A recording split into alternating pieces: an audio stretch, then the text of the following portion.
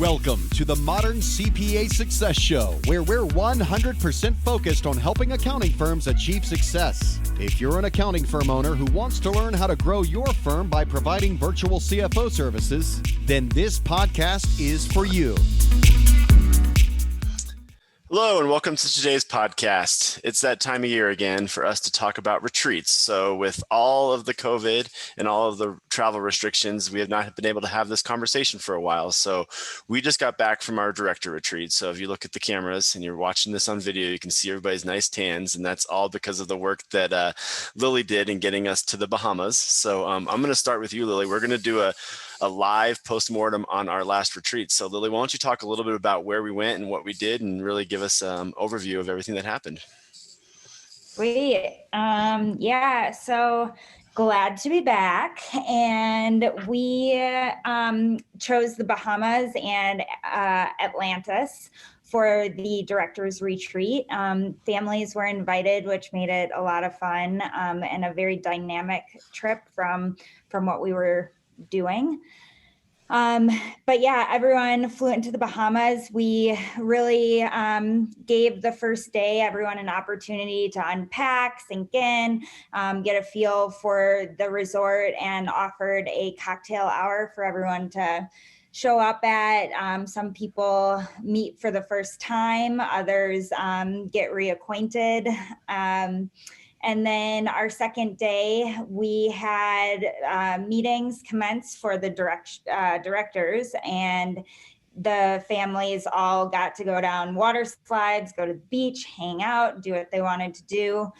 And we started off then from there in the evening with a beautiful beachside party to get everyone in the mood and ready for the Bahamas. I know there was some pushback because we made everyone wear white for family photos, and I'm looking at you, Zach. Listen, I didn't own anything. I did not own a white shirt, so I did have to purchase that, but it's all good. It's all good. I mean, you rocked it. Your family looked, your pictures turned out great. So yeah, we started with like white party. Everyone wore white for pictures to match and looked really pretty along the water. And then the next couple of days, meetings, everyone got to hang out, gamble, do their thing. And we finished the final day with either a choice of free time to do the things that you didn't get to check off your list, or a catamaran ride to an island and do some snorkeling. So that's a brief overview of everything we did. Yeah, it was definitely a great time, and I only got 2 stains on my white shirt at the barbecue, so that's success in my book. So yeah, it was a great time. So the flame dancer didn't catch anybody on fire. Yeah, the fire dancer. Everybody stayed safe. Yes. And the music was pretty awesung. Music was amazing. It was amazing. Yeah, they did everything. They covered every type of music possible, and that was and tattoo artists. They had a airbrush tattoo artist there. It was amazing. And who would have kids had probably 2 or 3 tattoos each. Everybody, yeah. No. They had way more than 3 tattoos each. I had 2.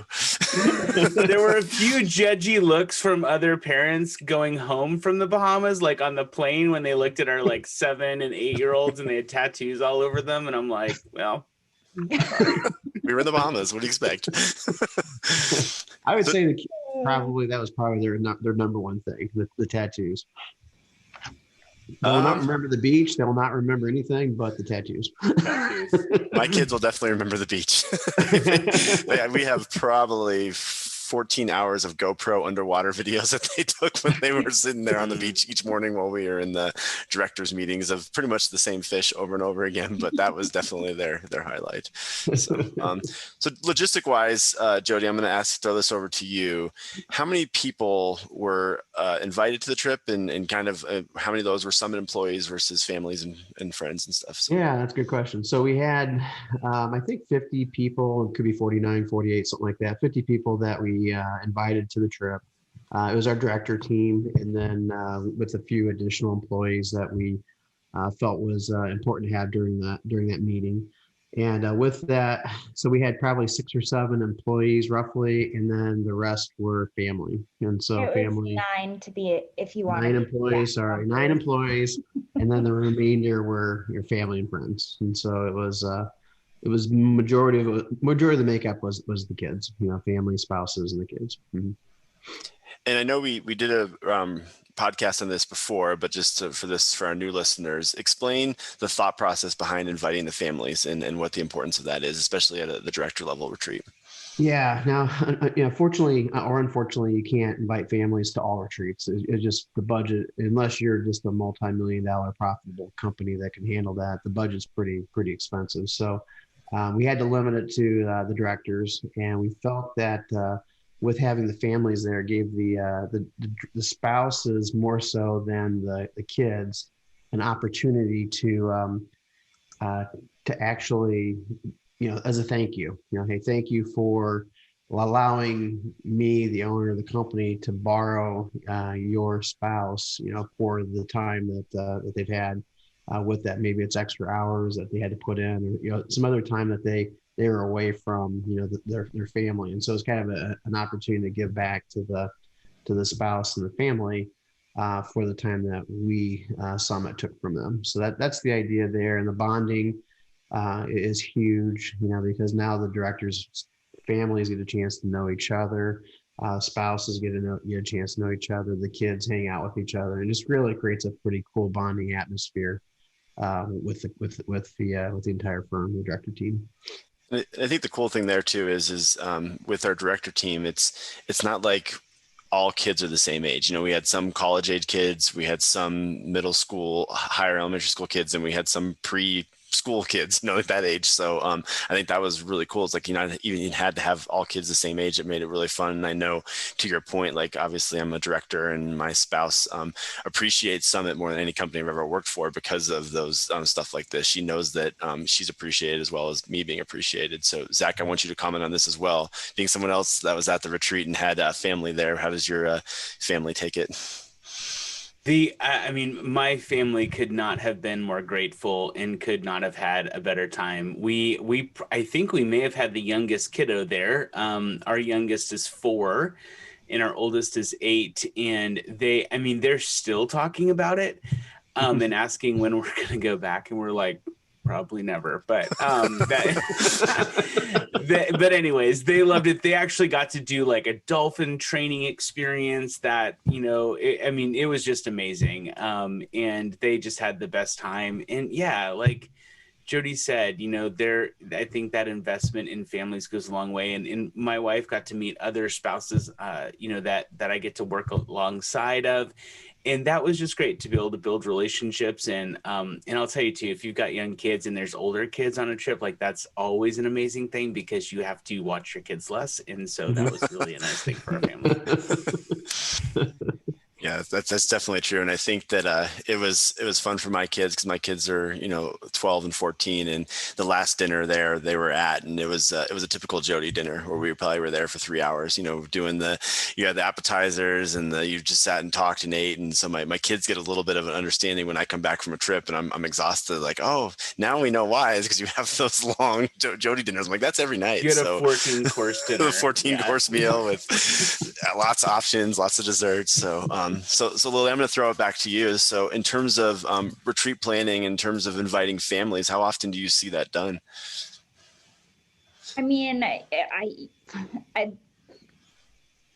You're making me scramble my words. That's good. That means it's a good question. I really think what Summit has created and Jody and Adam have created together is something unique and also something that should be looked at by other companies and replicated with how they treat their employees and creating that connection in a very remote working environment.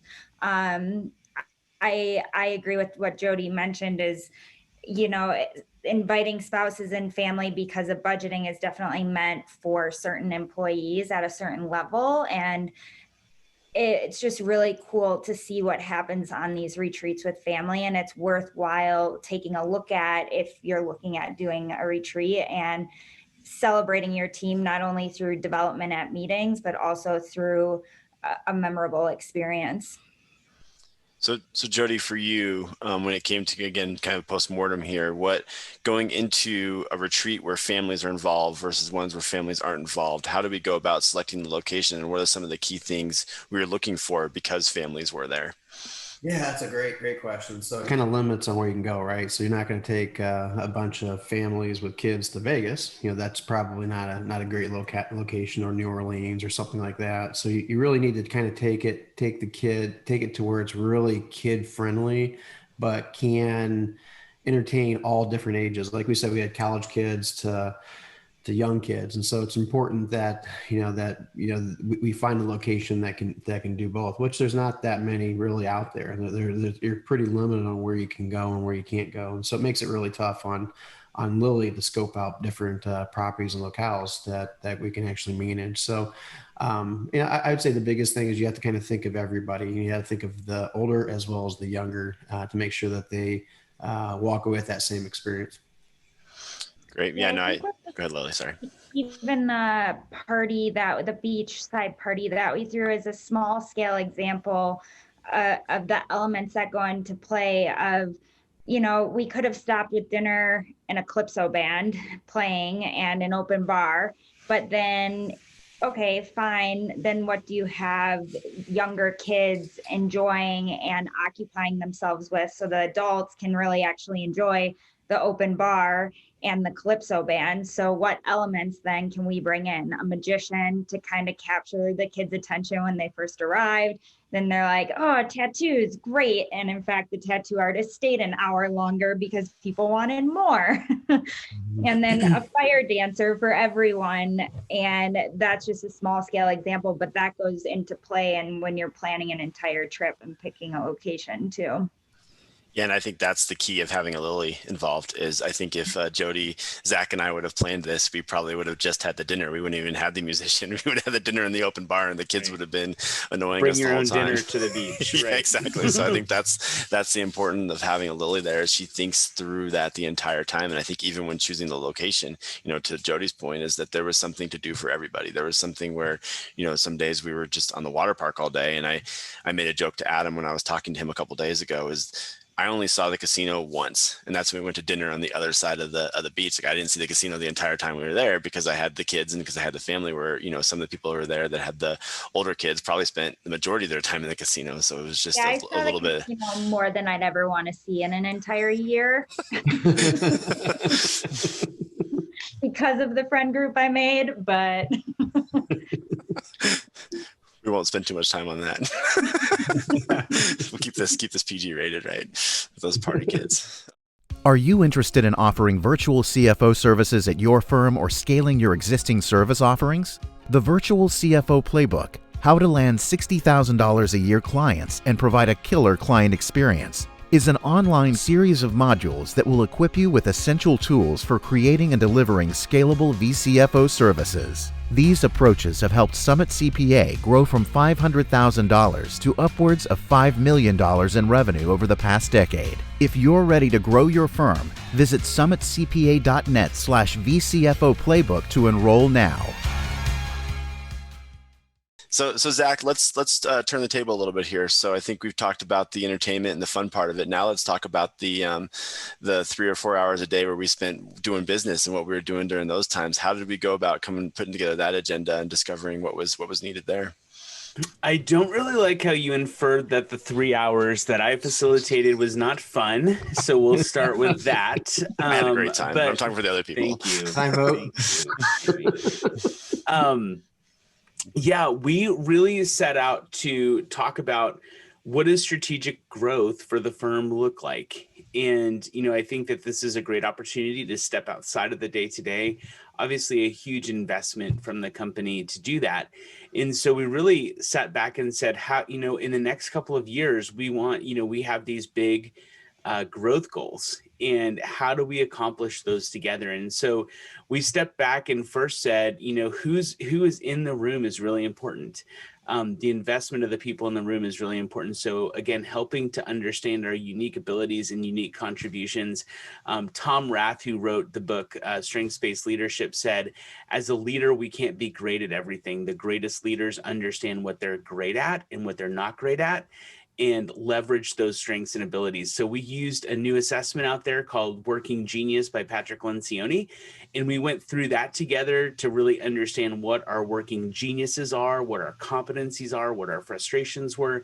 And so we facilitated some time just around that. What is it that we feel like we do best? What don't we do best? And the cool thing is, in that room, we had a bunch of genius represented. And for most of us, what we are really frustrated with, there were other people that had that genius. And so really kind of recognizing, understanding that.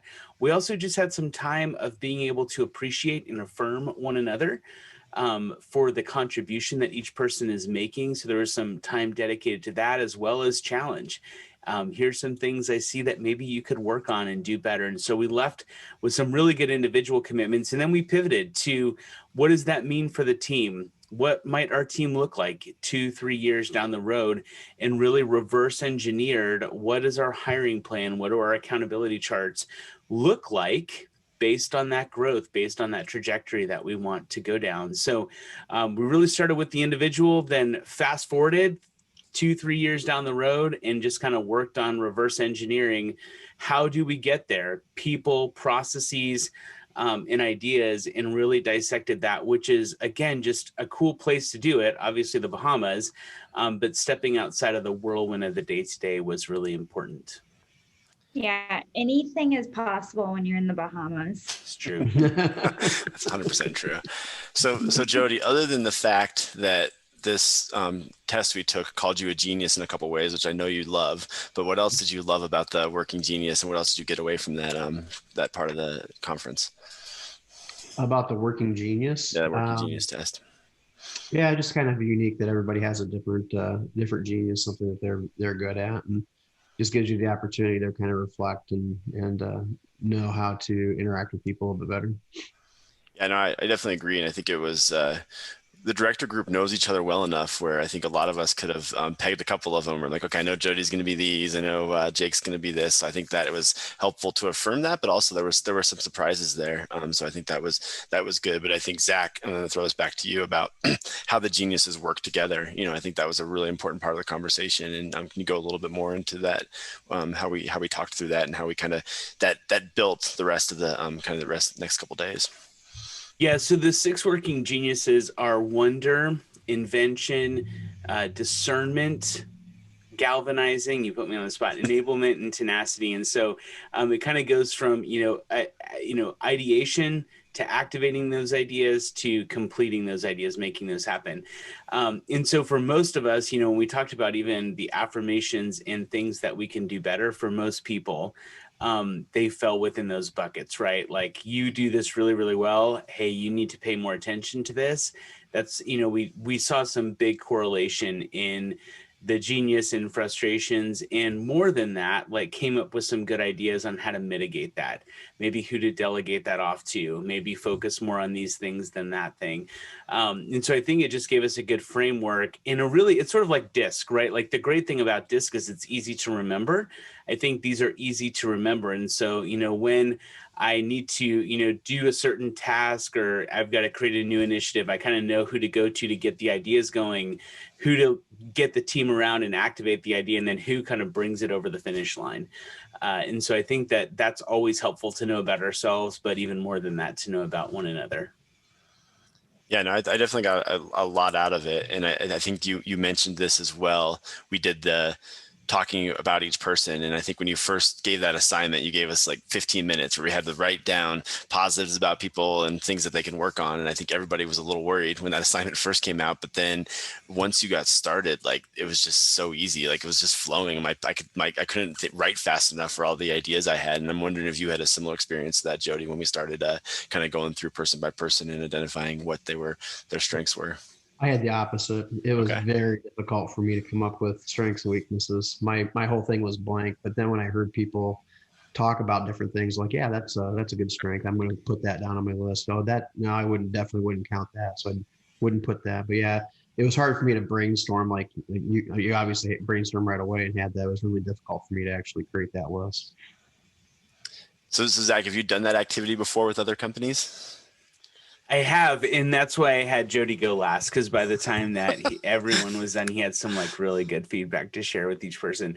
But yes, it's what's interesting is for most of us, sharing that kind of feedback is really hard and really difficult, and not something we tend to do on a regular basis. And so I think not only does it give good affirmation and good things to work on, but it also, continues to cultivate a culture and, where we can share clear and honest feedback with one another. And so I know Jody's giving himself a hard time, but I think everyone's feedback was very meaningful, and very heartfelt. And I think everyone walked away with some really good points from that. Mm-hmm. And it wasn't not the being transparent. It wasn't the fact that I was afraid to give it. It was just I just couldn't think of things that are good and bad. It was a difficult assignment for me. I think part of it too is sometimes it's tough to brainstorm by yourself, right? Like I think the reason you do brainstorming sessions is when you're like, oh yeah, I hear that, and then you add to it and you do things like that. So I think that's part of it is that again, it is a difficult task to just sit there and in silence think about different people. Like when you make a comment about somebody else, it's like, oh yeah, duh. Why didn't I put that down there? Yeah, that's exactly. Or maybe elaborate on something there. So it was easier for me once I started hearing people talk to get an emotion there. I feel like you were writing like 1 million words a minute after like when people started sharing, you're like, oh yeah, this thing. And like by the end of it, everyone like it would just kept building on each other. It was cool. Sure. Yeah. I think the coolest thing about it too was I think Zach, the amount of time you had dedicated to that, we probably went well over it. And I think that's because of how close of a team we are and because of how well we know each other. I think like it wasn't, no one just said ditto, right? Like no one pulled the Jody and said ditto, which is a story we'll tell in another podcast. But no one pulled that. Everybody definitely, like, even if they said the same thing Jody said, they elaborated on this. I think we probably took more time for that than you wanted us to, but I think that was really, really valuable. Yeah. And I think that's a good note when you're doing retreats like this. We talked about in what I tried to get from Jody and you and from Adam was, what are the things we hope to accomplish from a big picture perspective, and then kind of brought a bunch of tools to be able to do that. And we cut some things that we didn't do because you're right, that took way more time than I thought it was going to take. That's sort of the story of my life on, retreats and things, but it was really good. And that was the right thing to do. And it actually helped us. There were some tools we kind of thought we were going to do that we didn't even need because that went so well and it set us up for the next conversation. So we kind of programmed it day by day. We started with the individual. Then we talked about how does this intersect with the team? And now how do we plan for the future? And so I just prepared kind of a toolbox for every day. We didn't get to every tool, but that was okay. We got to the right tools. And I think that's the importance of having a Zach as opposed to the CEO or the COO like Adam or I lead the discussion. It put us all on equal footing, having a Zach do it than having us do it. No, I agree 100%. I think having Zach there, similar to what I said about Lily earlier, like it would not have been as successful without someone like a Zach running that, because it's what he does best. I think when I talked about his strengths, like whenever I see Zach at a retreat, I'm like, man, this is like the chef in the kitchen. This is where he belongs. And so it's fun to watch him work in that area. And I think it makes our retreats super successful.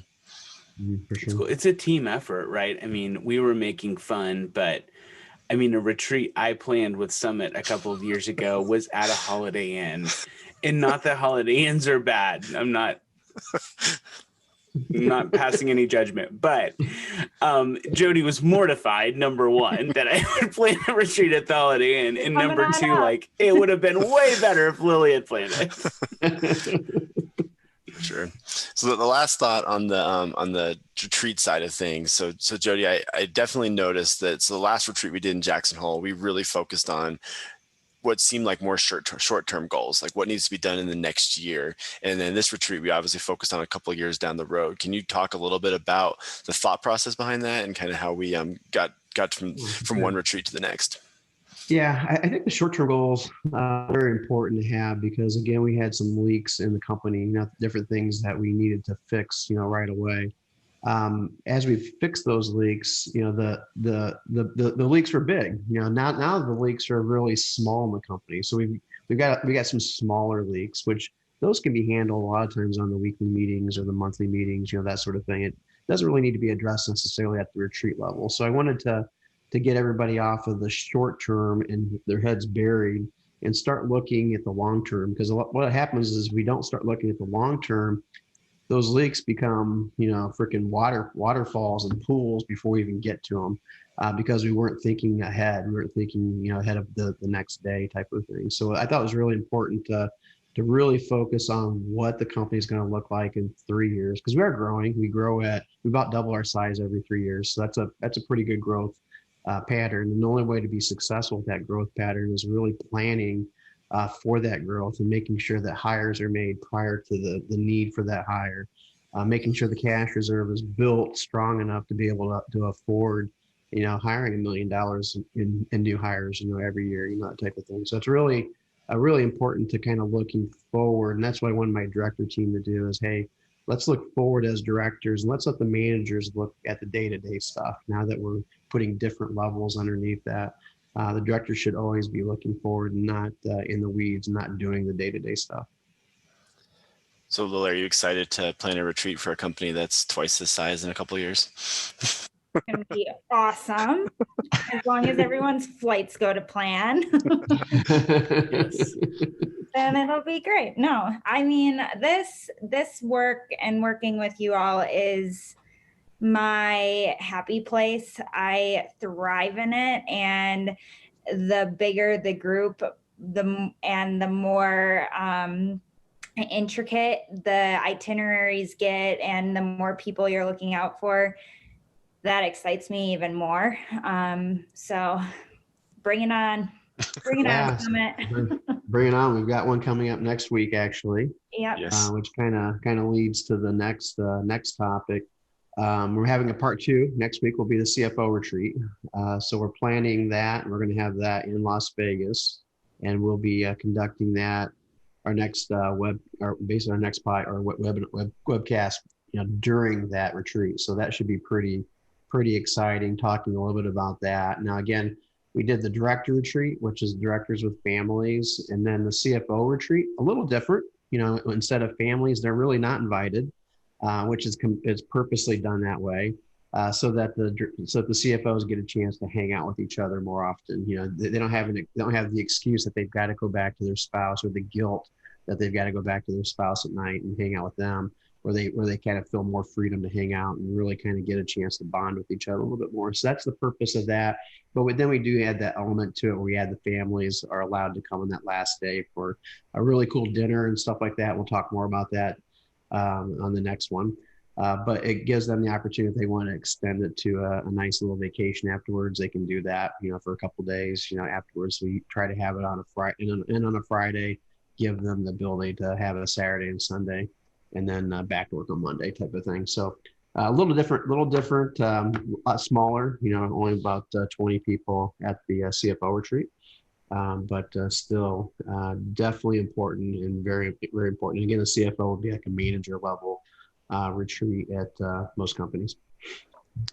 Yeah, so I think that we will be doing our first attempt at a live podcast next week. So we are going to bring several cameras, several microphones, everything we need to do to try to do this live in Vegas. And hopefully there'll be no slot machines ringing behind us while we're trying to talk. But it should be a really good podcast. I'm looking forward to talking through that one. To Jody's point, there definitely is a different mindset behind both retreats. Not having the family there, I've probably been to 5 or 6 CFO retreats now, and everyone, it's just about bonding. It's about spending the time and, playing Cards Against Humanity until 4 o'clock in the morning in a hotel bar has happened before, and I'm sure it'll happen again. But it'll be a great podcast, and I'm looking forward to it. We'll have this exact same group on that podcast after this one. So yeah, I think we've had 100% other than 2020.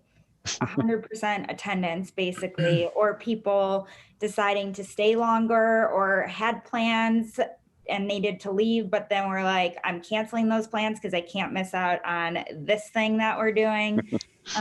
So good track record. Yeah. For sure. I think that starts at the top too. And I think that the once people start hearing more about the retreat and knowing what's going on, that the people don't want to miss out on it, because it is, especially for a distributed company. It's not like I get to see Jody every week at the water cooler. Like, we see each other maybe a couple times a year. And so you don't want to miss out on those opportunities. And that really helps. Great. So that we're right up on time here. So again, any final thoughts on the director retreat and things that we wanted to get out there for our listeners to know about putting together a director retreat? I would start. I would say the key there is, right from the top. And I'd say the key is the planning part. Make sure you have the right people in place for it. Don't try to do it all yourself. As an owner of a company, that would be the most stressful week in the world if I didn't have a Zach and a Lily on the team that could coordinate the retreat and then manage the retreat as it was going on. So don't try to do it all by yourself. It's real important, and money well worth spent. Have two individuals like this on the team to be able to do it. Yep, definitely. Zach, any final thoughts from you? I agree. Put a lot of thought into where you want to end up at the end of the retreat with facilitation. What do you want people to know? What do you want them to kind of feel? What do you want them to do? And I think that that's really important, because this is a huge investment. You want to get, big dividends from it, not only from the, building side of relationships, but also what you accomplish. And you have this amazing opportunity to step outside of the day-to-day. So think about the end in mind, reverse engineer it from there. So yeah, that would be my advice. And get a Lily to plan. For sure. So you threw it over to you, Lily. What's your final thought? Other than the planning is truly crucial, especially when you're working with groups that are 10 people joining you and more, along with if you're traveling internationally. I think one of the big things we had to deal with for this trip was some of the COVID regulations and protocols going international.